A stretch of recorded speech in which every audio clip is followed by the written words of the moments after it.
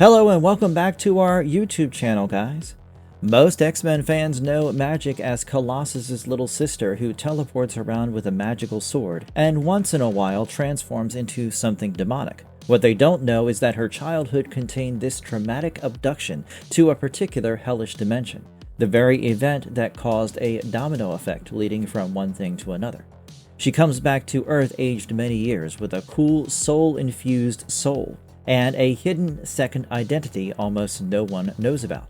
So in this video, we will be dissecting the demonic anatomy of Magik, the Sorceress Queen X-Men fans still don't talk about enough. Let's get into it. How did a child end up ruling a dimension of hell? To understand how our child ended up ruling a dimension of hell, we will have to start from the beginning and look at the events of Uncanny X-Men 1963, issue number 160. It all started with some casual training of the X-Men's team one fine evening, when all of a sudden our 6-year-old Illyana Rasputin hears a compelling voice call out to her. She was lured in by the promise of paradise, and although skeptical at first, she eventually decided to follow the voice. At that moment, Kitty was the only one who noticed Illyana wandering off and started following her to stop her, but soon lost sight of her. And not long before, she realizes she's ended up in a pitch-dark temple, a place that gave her the creeps. But before she could tap into her intuition and leave the place, she got trapped on top of a circle of light that ended up sucking her in, vanishing any trace of her, and things just start going downhill from here. Fast forward a little and it is revealed that Illyana had been abducted into a hellish dimension called Limbo by the demonic ruler of that place, Belasco. The team struggle to pull Illyana through their portal's gate as she suffers in a tug-of-war between Kitty's grasp versus Belasco's. What a frightening scene. Not to forget, she is too young for this. But wait, is she? Because amidst all this struggle, Illyana slips Kitty's grip for a couple seconds only, before Kitty finds her hands again and successfully pulls her in this time. But lo and behold, it is a stranger. Or so they thought, because it turns out the girl who was standing in front of them was Illyana after all, but not the 6-year-old, the 13-year-old one. Unbelievable! For the ones who aren't aware, Limbo's time works differently as compared to Earth. Where on Earth sheer seconds would have passed, on Limbo, many years would have passed, and that is what happened to Illyana, both mentally and biologically. She might have slipped Kitty's grasp for some seconds, but she unfortunately had to pass years in Limbo, facing Belasco and his underlings' tortures, before Kitty found her way back again. A jarring moment for all, indeed. Detailed events of what happened during Illyana's time in Limbo is given in the Magik 1983 miniseries, which also show her tough times battling Belasco mentally and physically. And despite all this, she found comfort and gained valuable knowledge about mystical skills for alternate versions of Storm and Kitty in Limbo. Thanks to them, she honed her powers to the peak, helping her discover her mutant teleportation powers, as well as manifest what we all know as Soul Sword, the very mystical weapon forged out of her potent life force. A few timelines down the lane, and it is this very Soul Sword that helped Illyana defeat Belasco, successfully taking her place as that dimension's ruler, Sorcerer Supreme of Limbo. With her vast knowledge of black and white magic, she rules Limbo without much efforts. But we should not forget that at the end of the day, she was abducted and forced to stay in a place that robbed her of her childhood, and forced her to seek safety in magic, while simultaneously obeying her captor. What does Limbo's time distortion actually do to a growing body? This is where the anatomy part comes in because, like previously mentioned, Limbo doesn't just look different from Earth. It even functions at a totally different time rate than Earth. And by the time a handful of seconds have passed on Earth for the X-Men, years have gone by for Illyana inside Limbo. She goes into Limbo when she's 6 years old and comes out a 13-year-old teenage girl. But what does that actually do to the mind of a child? Her body matures 7 years. Her brain ages 7 years. She learns 7 years worth of memory, of trauma, and of skills. She learns how to engage in combat, maintain a sword fight, and learns how to wield both light and dark magic. All while back on Earth, the X-Men are still stuck halfway through blinking. Her captor, Belasco, trains her for a significant part of that time himself as an apprentice with powerful potential, and has his library of dark magic at her disposal. But apart from Belasco, she fortunately has guidance of a good-hearted Storm and Kitty, although they are still alternate versions of the original ones. The rapid aging is not only on physical level, by the way. It is where the demonic part of her comes from. In the years Ileana was trapped in Limbo being trained by Belasco, her soul was steadily being corrupted for use, piece by piece, to forge bloodstones. That corruption explains the origins of the Dark Child, her more demonic other form that lives within her. Her alternate form is not some random power that manifests at a later time, but the direct result of the soul of a young, developing child that was being twisted over 7 years of training. Limbo doesn't only make her body age faster than it should, it quietly molds her body and soul to the will of the demonic character, laying the foundation for the darker changes of the parts of the story to come. And because of all this, when she steps back through that portal, what the X-Men grab isn't who they left behind earlier. It's a teenager who spent a normal adolescence inside of a battlefield, watched over by no one she loved. This is how the story ahead starts taking a twisted and dark route. How do her powers actually change between Earth and Limbo? Now we come to another interesting part, that is her powers. Now you must be thinking how her powers are related to her anatomy, and it very well is so because, as noted earlier, her body growing up rapidly had pushed her mind to mature quickly too. And in the middle of all that, she unlocked her mutant powers, which added on to her already developed array of skills, learned and refined through black and white magic. Let's start with her main ability, sorcery. Magik was known as the Sorceress Supreme of Limbo, the way Doctor Strange is known as Sorcerer Supreme of Earth. Now, her abilities include a wide range of powers: astral projection, scrying, eldritch armor, control of soul sword, teleportation through stepping discs, time travel, psionic shields, soul manipulation, and not to forget, Dark Child. Although teleportation is more of her mutant powers than sorcery, nonetheless, it is safe to say that she is a master of many tricks up her sleeve, a formidable enemy I would not want to encounter. As already said, she is a user of both dark magic and white magic, and employs both as and when required. Initially, her training in the dark arts had begun with Belasco mentoring her, which gradually started involving Storm and Kitty as well, teaching her mystical skills and combat simultaneously,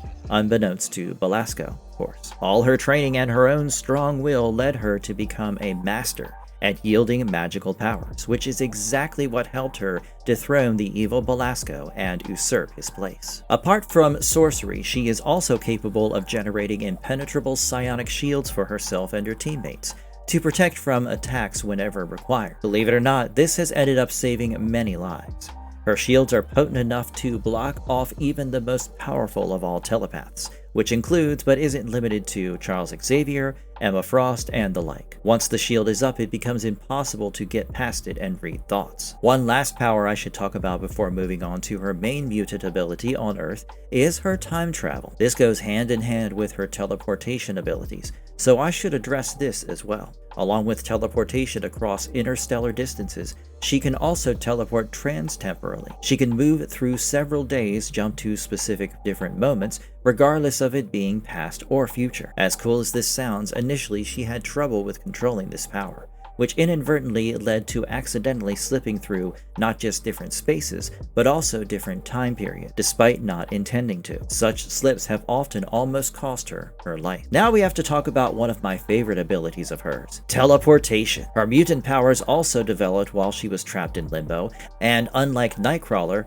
hers include teleportation via stepping discs of lights. Step on it or simply even pass over it and you are teleported. And although this is her mutant power, the stepping discs are tied to Limbo as well, which means that they appear in Limbo randomly without Magik having much control over it. This stands as a disadvantage because then the number of places they could travel to narrows down by a lot. First, they'll be brought to Limbo, and then Magik will be able to redirect them to the desired location. Nonetheless, this seems like such a cool ability. Acts as a huge advantage to her and her allies if used properly, which she obviously does. And don't worry, I have not forgotten about Darkchild, I have just saved it for later, once I talk about her soul sword first.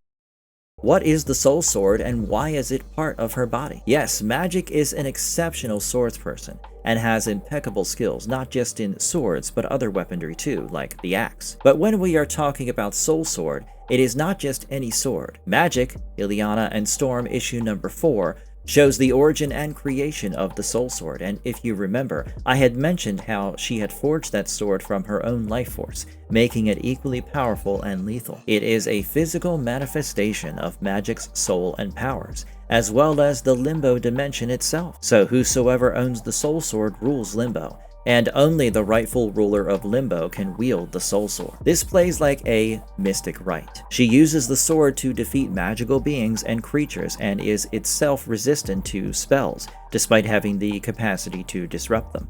It is dangerous for the supernatural only, as it does not harm humans or non-magical beings. And with each use, it just gets more and more powerful. And again, with each use, the Eldritch Armor, which is a mystical piece of armor that pops up on her body every time she taps into the sword's powers, grows bigger. I think apart from the sword's ability to counter spells and attacks, another very vital thing it is capable of is breaking spells from people, in the sense that if someone who is at the moment being controlled by external forces of magic or is possessed is struck by the sword, then the spell breaks for them and they are freed. This sword just seems too powerful.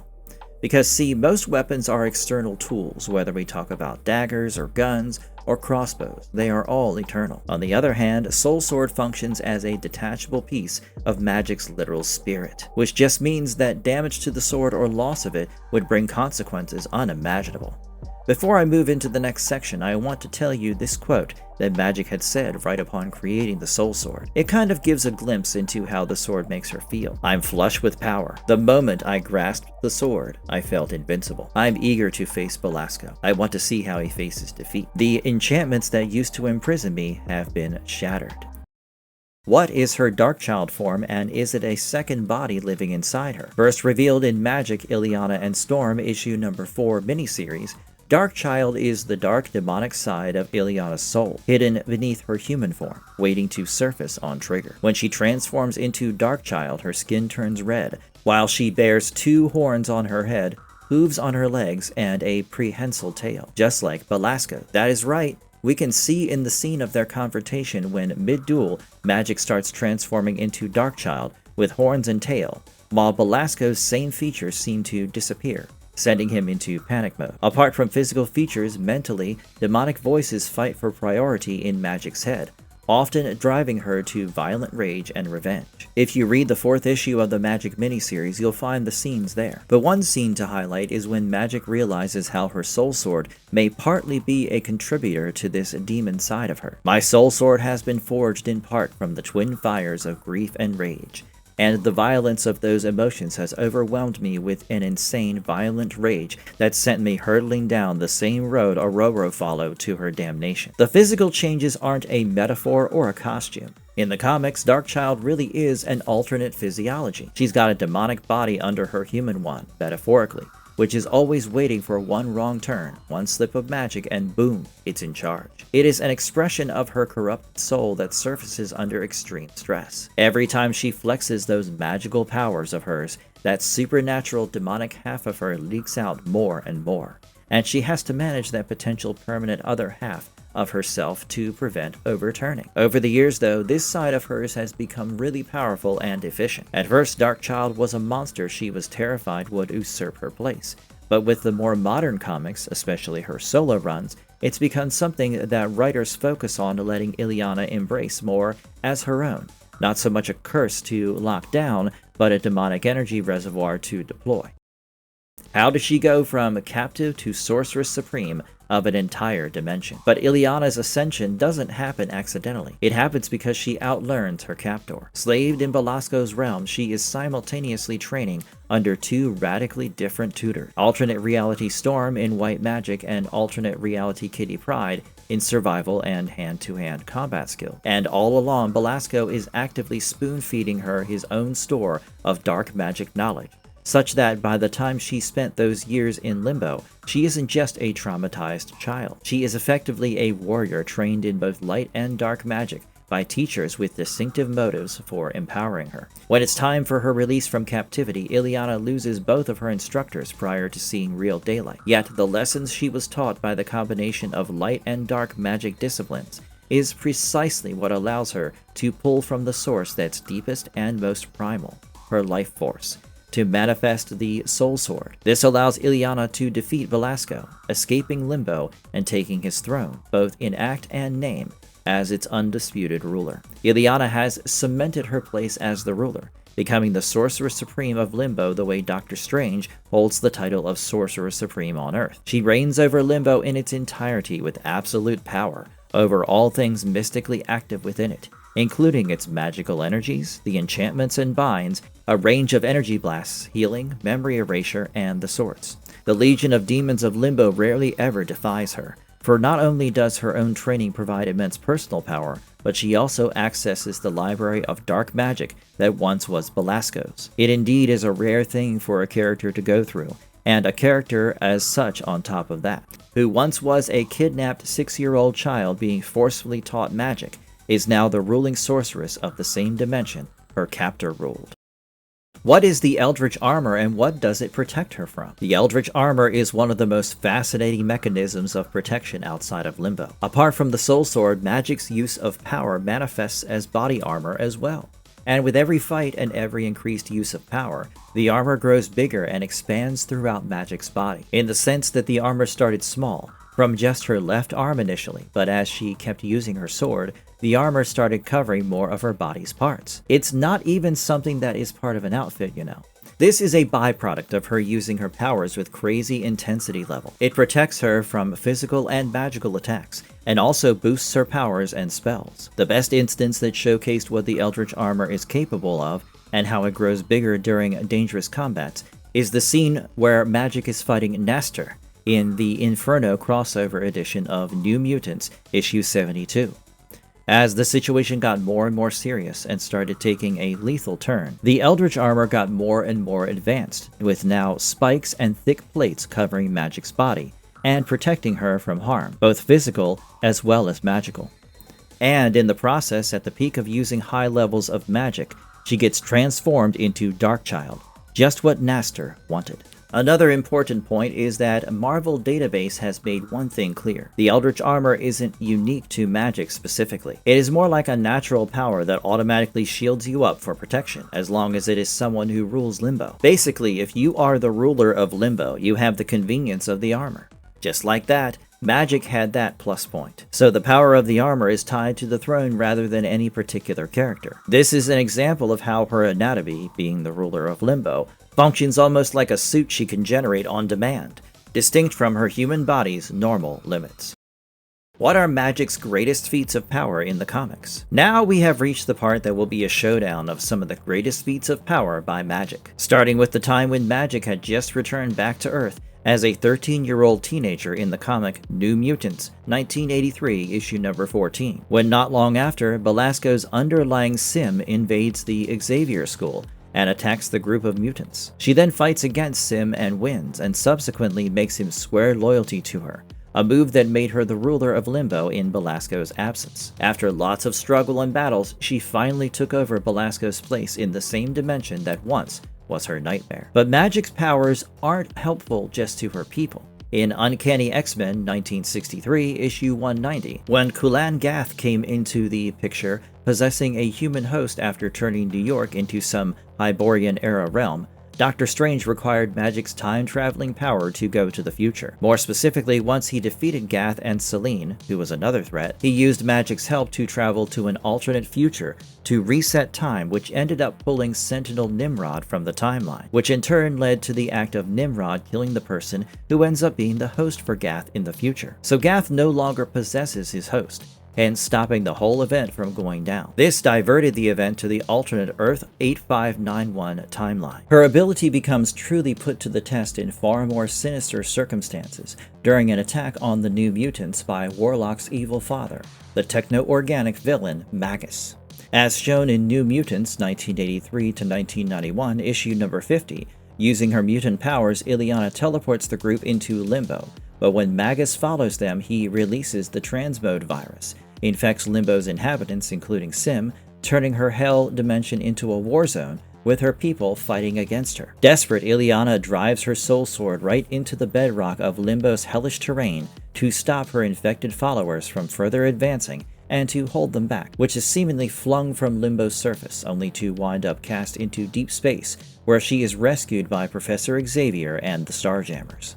Undeterred, she goes back to Limbo, reclaims her weapon, and helps the others turn the tables, and ultimately stops Sim, while simultaneously getting the virus out of Limbo. Magus was later handled by Cypher and Warlock. However, this whole incident pushed her further into darkness, tipping her towards Darkchild. Fast forward a couple years, if you look at Uncanny X-Men Volume 3, issues number 5 to number 7, after gaining an infusion of energy from the Phoenix Force, Magik realizes that her powers have changed in a way that pose some serious consequences. To elaborate, she's been absorbing more and more energy out of Limbo, causing it to become unstable and cracking from within. Dormammu views this as an opportunity to mess with Magik's head. He pulls her into Limbo itself to show the destruction she's been causing, and how her energy absorption had been costing the dimension and the people within.